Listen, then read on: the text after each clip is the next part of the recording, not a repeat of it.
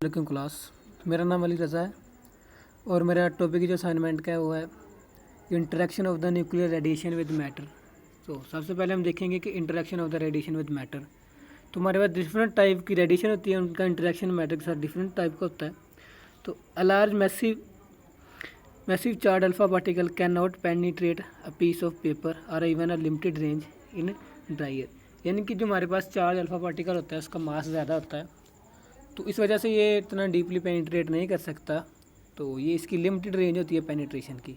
अ neutrino जो कि बहुत स्मॉल पार्टिकल है on the other extreme shows the low probability of interacting with any matter even if it passed through the diameter of the earth.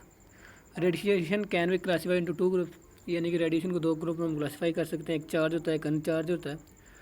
तो इसका जो interaction होता है चार्ज और अनचार्ज का वो भी मैटर के साथ डिफरेंट होता है। तो charge particle directly ionise the media through which the pass, यानी कि ये जो चार्ज पार्टिकल होंगे जिस मीडिया से पास करेंगे उसको आयोनाइज कर देंगे, क्योंकि इनकी आयोनाइजिंग पावर ज़्यादा होती है। While uncharged particle and photons can cause ionisation only in direct by secondary radiation.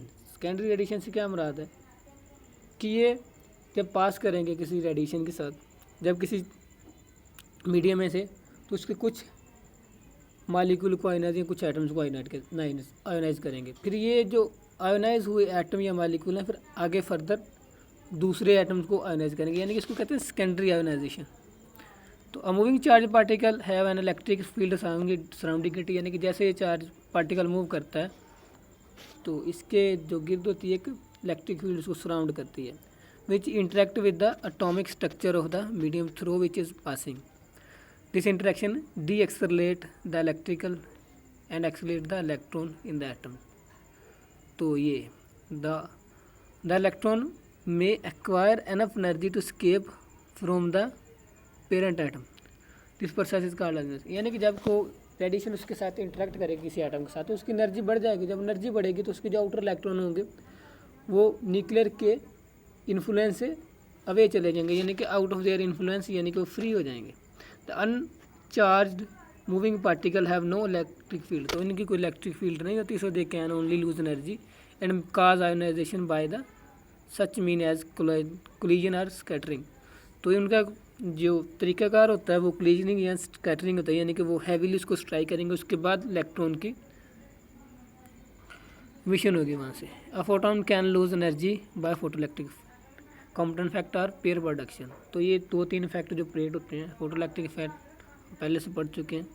Because ionisation radiation creates ions in pair, the intensity of the ionisation और the specific ionisation is defined as the number of ion pair formed per centimetre of the travel in a given material. यानी कि हम जो एक particle को पास करवा रहे हैं किसी मीडियम में से, यानी कि एक ट्यूब है उसका 1 सेंटीमीटर के अंदर हमने उसको फिल किया और मीडियम जिसके जरिए हमने रेडिएशन को पास करवाना है। अब जितना ये 1 सेंटीमीटर रेडिएशन में से मौजूद एटम्स को आयोनाइज करेंगे ये इसकी आयोनाइजिंग पावर होगी। तो द आयोनाइजिंग पावर इज़ रफली प्रोपोर्शनल टू द पार्टिकल्स मास, यानी कि जो आयोनाइजेशन पावर होती है वो पार्टिकल के मास के बराबर होती है। तो बराबर नहीं होती, इसकी प्रोपोर्शनल होती है, इसका कोई इसके साथ रिलेशन होता है। And the square of the it's charge, तो ये इसकी दी हुई है इक्वेशन। तो ये इसकी आयोनाइजिंग पावर है। तो where I is the ionising power, M mass, Z number of the unit charge it carries, उसके बाद काइनेटिक एनर्जी क्या ही। तो ये अब इसके एमसीक्यूज टाइप है कि alpha particle is about 7300 time as large as for the beta particle. तो काइनेटिक एनर्जी जो होती है वो अल्फा पार्टिकल की ज़्यादा होती है बनिस्बत बीटा पार्टिकल के। While alpha particle will produce more ionisation per unit path length than beta of the same energy. This phenomena occurs because the larger alpha particle moves slower for a given energy and thus acts as a given electron for a longer time. उसके बाद है जी first type of the radiation जो हमारे पास होती है वो alpha radiation होती है। तो alpha radiation is normally produce from the radioactive decay of the heavy nuclides and form certain nuclear reaction. तो क्या होता है कि हमारे पास एक हैवी एटम होता है, जब वो डिके करता है तो उसकी डिके प्रोडक्ट के साथ ये अल्फ़ा पार्टिकल भी फॉर्म होता है, तो वो अपनी स्टेबल फॉर्म में आ जाता है। तो यहाँ कुछ केमिकल रिएक्शन के दौरान भी इसकी प्रोडक्शन हो जाती है। तो the alpha particle consist of the 2 neutron and 2 proton. तो इसका मास 4 होता है, एटॉमिक नंबर 2 होता है इसका, essentially same as the helium atom. तो ये हीलियम एटम के बराबर होता है because it has no electron the alpha particle. तो हमारे पास इसका जो because it has no electron the alpha particle has +2 charge होता है इसका। तो पॉजिटिव चार्ज जो अल्फ़ा पार्टिकल का है काज करता है stripping off electron from orbit of the target atom, यानी कि जिस एटम जो हमारा टारगेट एटम है इसके साथ जब स्ट्राइक करता है ये पॉजिटिवली +2 चार्ज अल्फ़ा पार्टिकल, तो उसमें से ये इलेक्ट्रॉन को स्टिप कर लेता है।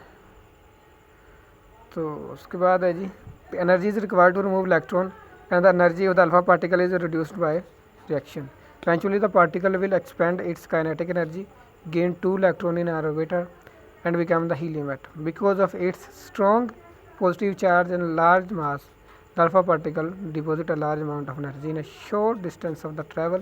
This rapid large deposition of the energy limits the penetration of the alpha particles, and the most energetic alpha particle are stopped by the few centimeters of the air sheet. यानी कि क्या होता है कि हमारे पास जो अल्फ़ा पार्टिकल होता है उसके पास हाईली पॉजिटिव चार्ज होता है विदाउट न्यूक्लियस, यानी कि वो +2 चार्ज होता है, और उसके पास 2 इलेक्ट्रॉन गेन करने की कैपेसिटी होती है। तो जब किसी मैटर में या किसी मीडियम में से पास करेगा तो वो 2 इलेक्ट्रॉन गेन कर लेगा। जब 2 इलेक्ट्रॉन गेन कर लेगा तो वो हीलियम के एटम में कन्वर्ट हो जाएगा। तो इसी वजह से इसकी आयनाइजेशन पावर लिमिटेड होती है। अब हमारे पास बीटा पार्टिकल का केस है। अब बीटा पार्टिकल 2 फॉर्म में एग्जिस्ट करता है, ये माइनस फॉर्म में भी और प्लस फॉर्म में भी। तो a beta minus particle is an electron that has been ejected at high velocity from an unstable nucleus। तो ये इलेक्ट्रॉन ही होता है जो अनस्टेबल न्यूक्लियस से निकलता है, जो an electron has a small mass and electrical charge of -1। Beta particle cause ionization by displacing the electron from atom's orbit। This ionization occur from collision with orbiting electron, which each collision remove kinetic energy from beta particle, causing it to slow down. Eventually the beta particle will be slowed enough to allow the captured as an orbit electron in an atom.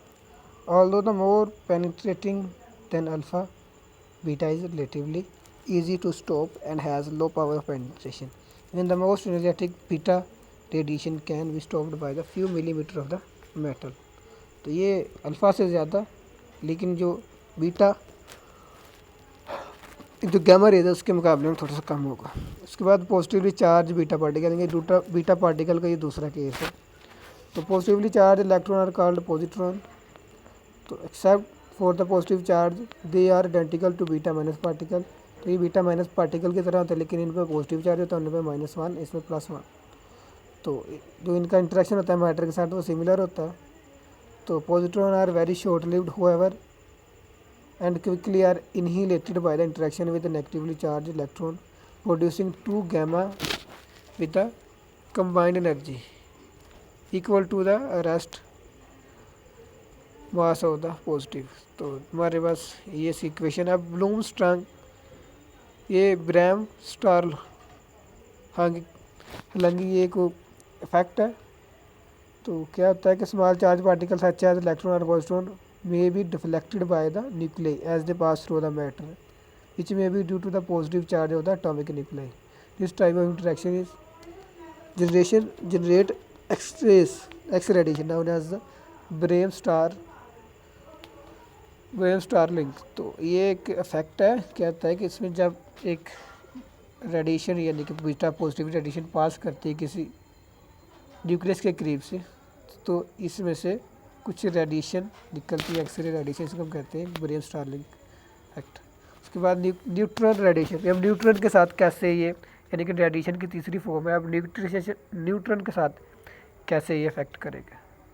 तो neutron have no electrical charge. तो neutron के पास कोई electrical charge नहीं होता है।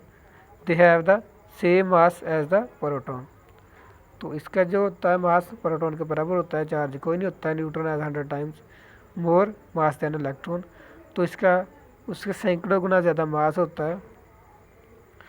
तो 1/4 यानी कि 1/4 यानी कि चौथा हिस्सा जो होता है उसका अल्फा पार्टिकल के मास के बराबर होता है। The source of the neutrons primarily the nuclear reaction such as the fission, but they may also produce from the decay of the radioactive न्यूक्लिड।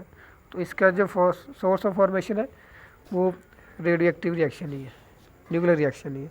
Because of its lack of the charge the neutron is difficult to stop and has a high penetrating power. Neutron are attenuated and attenuated by the three major interaction। तो 3 major इसके जो interaction होते हैं वो ये elastic scatter होता है, in elastic scatter होता है, उसका ऑब्जर्वेशन होती है। तो इन इलास्टिक स्कैटर में क्या होता है कि न्यूक्लियन क्लाइड करता है न्यूक्लियस के साथ और बाउंस ऑफ होता है, यानी कि वापस आता है। तो ये रिएक्शन होता है transmit some kinetic energy to the neutron and to the nucleus, यानी कि न्यूट्रॉन से न्यूक्लियस में कुछ एनर्जी को ट्रांसमिट करता है। तो रिजल्टिंग कि जो न्यूट्रॉन होता है वो स्लोड हो जाता है, ठीक है। तो जो एटम होता है वो कुछ काइनेटिक एनर्जी ले लेता है। As the mass of the nucleus approaches the mass of the neutron, this reaction become more effective in slowing the neutron. तो ये न्यूट्रॉन को स्लो करता है। तो हाइड्रोजन मटेरियल ये करता है इसको मोस्ट इफेक्टिवली, यानी कि न्यूट्रॉन की मोशन को, यानी कि स्लो करेगा। उसके बाद however in this reaction the nucleus receive some internal energy as well as kinetic energy. Its original energy level is normally emits a gamma ray. तो ये गैमा रे भी इमिट करेगा in the observation of the reaction. The neutron is actually absorbed to the nucleus of an atom. The neutron is captured but the atom is left in an excited state। तो ये वही बात है। इसके बाद है जी electromagnetic gamma rays radiation का interaction. तो gamma radiation is an electromagnetic radiation. It is commonly referred to as the gamma rays। It is very similar to X-rays। The difference is that the gamma rays are emitted from the difference जो gamma rays और x raise का difference होता है वो होता है कि जो एक्स रेज होती हैं वो इमिटेड होती हैं, जो गामा रेज होती हैं न्यूक्लियस से इमिटेड करती हैं, और एक्स रेज होती हैं वो ऑर्बिटिंग इलेक्ट्रॉन प्रोड्यूस करते हैं। यानी कि इसका रिलेशन होता है इलेक्ट्रॉन की एनर्जी के साथ एक्स रेज का, लेकिन गामा रेज का होता है न्यूक्लियस की एनर्जी के साथ। The X rays produce when orbiting electron move to the lower orbit और when the fast moving electron approaching an atom are deflected and deaccelerated as they interact with the atoms।